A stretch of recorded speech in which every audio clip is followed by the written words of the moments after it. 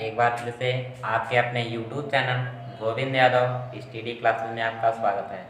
तो दोस्तों, आज हम बात करेंगे क्लास 10 की केमिस्ट्री का पहला चैप्टर, जिसका नाम है रासायनिक अभिक्रियाएं एवं समीकरण। तो दोस्तों, ये लेसन 1 का सेकेंड लेक्चर है मेरा। तो इसमें आज आपको हम बताएंगे समीकरणों को संतुलित करना, अर्थात समीकरण को हम कैसे संतुलित करेंगे और समीकरण संतुलित करना क्यों आवश्यक है।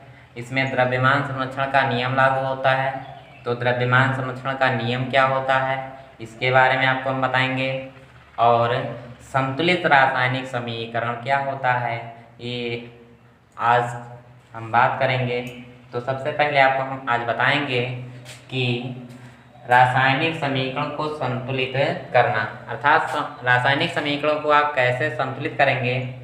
तो इसके लिए सबसे पहले एक एग्जाम्पल हम मान लेते हैं कि जब फेरस की अभिक्रिया जल के साथ कराई जाती है, जब फेरस की अभिक्रिया जल के साथ कराई जाती है तो प्राप्त होता है ferrous oxide Fe3O4 plus hydrogen gas प्राप्त होती है।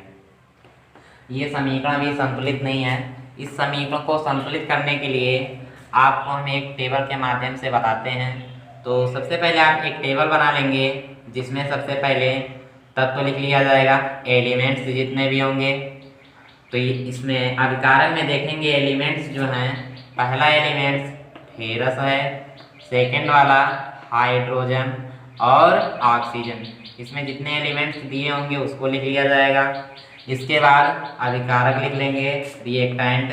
जो अभिकारक क्या होता है, तो जो रासायनिक अभिक्रिया में भाग लेते हैं हम उसे अभिकारक कहते हैं। जो रासायनिक अभिक्रिया में भाग लेते हैं हम उसे अभिकारक कहते हैं। तो अभिकारक इसमें देखेंगे रासायनिक अभिक्रिया में भाग लेने वाले पदार्थ जो हैं फेरस, हाइड्रोजन, फेरस तथा जल है। तो यहाँ पे सबसे पहले हम देखेंगे फेरस में परमाणुओं की संख्या। फेरस में परमाणुओं की जो संख्या है वो 1 दी गई है। और हाइड्रोजन, ये क्या हो जाएंगे, अभिकारक हो जाएंगे, अभिकारक। यहाँ पे देखेंगे हाइड्रोजन में परमाणुओं की संख्या 2 दी गई है और ऑक्सीजन में परमाणुओं की संख्या 1 दी गई है। ये अभिकारक हो गए। इसके बाद लिखेंगे उत्पाद। उत्पाद देख लेंगे, जो प्रोडक्ट प्राप्त होता है, ये यहाँ से यहाँ तक फेरस ऑक्साइड और जल, ये क्या हो जाएंगे, उत्पाद। ये उत्पाद होंगे। अब इसमें देखेंगे उत्पाद में फेरस में परमाणुओं की संख्या 3 दी गई है और ऑक्सीजन में परमाणुओं की संख्या 4 दी गई है और हाइड्रोजन में परमाणुओं की संख्या 2 है। अब इस टेबल की सहायता से हम समीकरण को संतुलित करेंगे। तो इसमें सबसे पहले देखेंगे समीकरण को संतुलित करने में क्या होता है। इसमें जितने परमाणु अभिकारक में होते हैं उतने ही परमाणु उत्पाद में होने चाहिए। अर्थात जैसे कि यहाँ पर अगर 3 दिया है तो यहाँ पर 3 होना चाहिए, या तो फिर यहाँ पर 1 है तो यहाँ पर 1 होना चाहिए। तो यहाँ पे उत्पाद में अगर 3 परमाणु हैं तो अभिकारक में 3 परमाणु करने के लिए हम यहाँ पर 3 से मल्टीप्लाई करेंगे तो 3 × 3 हो जाएगा। अब देखिए कोई भी परिवर्तन जो होगा वो इस ब्रैकेट के बाहर ही होगा, इसके अंदर हम कोई परिवर्तन नहीं कर सकते हैं। तो यहाँ पे हम देखेंगे अभिकारक में हम 3 से मल्टीप्लाई कर रहे हैं, वो भी फेरस का, ठीक ना। तो यहाँ पे हम क्या करेंगे, फेरस जो है इसका हम 3 से मल्टीप्लाई करेंगे। तो यहाँ पे अभिकारक में फेरस जो है, अभिकारक तथा उत्पाद में परमाणुओं की संख्या बराबर हो जाती है और हाइड्रोजन में परमाणुओं की संख्या पहले से ही बराबर है। बचा जो है ऑक्सीजन। ऑक्सीजन में उत्पाद में परमाणुओं की संख्या 4 है, लेकिन अभिकारक में परमाणुओं की संख्या 1 दिया गया है। अब यहाँ पे 4 करने के लिए आप, यहाँ पर 4 है, यहाँ पर 1 है, ये 4 करने के लिए आप 4 से मल्टीप्लाई करेंगे, 4 × 1 कितना हो जाएगा, 4। तो देखिए मल्टीप्लाई जो कर रहे हैं अभिकारक में ऑक्सीजन के पास कर रहे हैं तो ऑक्सीजन यहाँ पे, आप यहाँ पर मल्टीप्लाई नहीं करेंगे, बीच में कहीं नहीं, जो भी परिवर्तन होगा इस ब्रैकेट के बाहर ही। तो यहाँ पे आप मल्टीप्लाई कर रहे हैं 4 से, तो जब 4 से मल्टीप्लाई कर रहे हैं तो ऑक्सीजन की तो संख्या 4 हो जाती है, लेकिन यहाँ पर हाइड्रोजन की संख्या 4 दूनी 8 हो जाता है। तो यहाँ पे पुनः क्या करेंगे, हाइड्रोजन का 4 से मल्टीप्लाई करेंगे तो ये हो जाएगा 8। अब देखेंगे अभिकारक में हाइड्रोजन की संख्या 8 हो गई है, अब लेकिन उत्पाद में हाइड्रोजन की संख्या 2 है। तो अब देखेंगे अभिकारक में कोई परिवर्तन नहीं हो सकता है, क्योंकि जो भी मल्टीप्लाई करना है तो हम पहले से कर चुके हैं। तो जो भी अब मल्टीप्लाई करना है तो आप उत्पाद अर्थात प्रोडक्ट में ही करेंगे। तो यहाँ पे हाइड्रोजन की संख्या 8 करने के लिए उत्पाद में हम 4 से मल्टीप्लाई करेंगे तो ये हो जाएगा 4 दूनी 8। तो ये आपकी समीकरण जो हो जाएगी संतुलित होगी। इस प्रकार आप किसी भी रासायनिक समीकरण को संतुलित कर सकते हैं। अब ऐसे ही एक और एग्जांपल आपको हम बता देते हैं। कुछ रिएक्शन ऐसे होते हैं जो बिना इस टेबल की सहायता से भी हो सकते हैं। जैसे कि आपको लेक्चर 1 में एक एग्जांपल हम बताए थे, जो कि समीकरण अभी संतुलित नहीं थी उसमें, क्योंकि उसमें जो समीकरण संतुलित नहीं होती है हम उसे कंकाली समीकरण कहते हैं।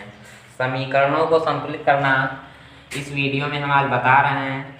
तो उस दिन हम बताए थे, उस वीडियो में हम बताए थे मैग्नीशियम रिबन की जब अभिक्रिया वायु के साथ कराई जाती है तो प्राप्त होता है मैग्नीशियम ऑक्साइड।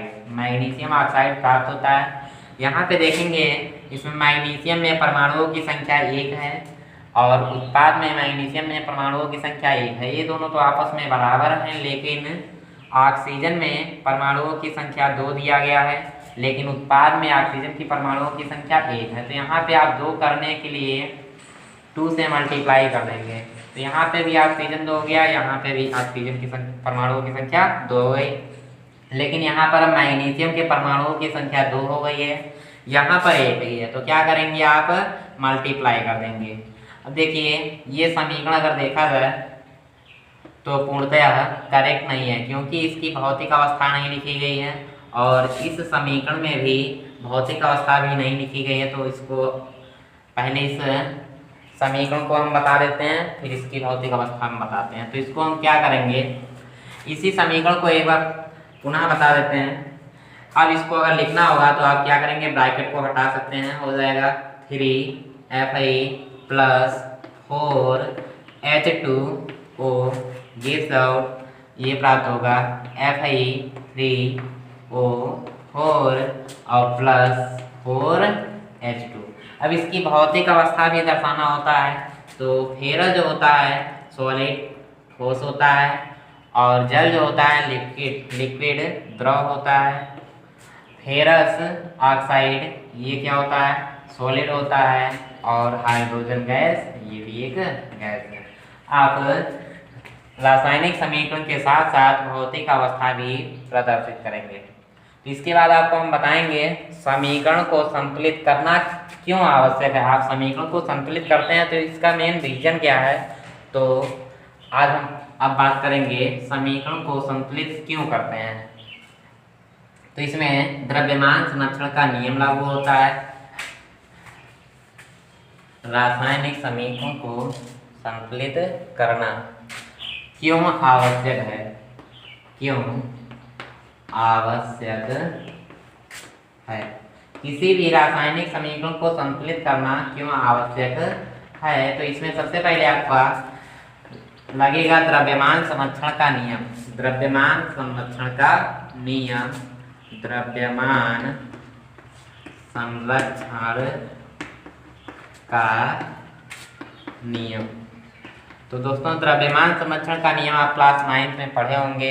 द्रव्यमान का ना तो निर्माण होता है और ना ही विनाश होता है। द्रव्यमान का ना तो निर्माण होता है ना ही विनाश होता है। इससे जो निष्कर्ष निकलता है, निष्कर्ष कि किसी भी रासायनिक अभिक्रिया में, एक बार पुनः, किसी भी रासायनिक अभिक्रिया में अभिकारक तथा उत्पाद में परमाणुओं की संख्या बराबर होनी चाहिए। ये है द्रव्यमान संरक्षण का निष्कर्ष।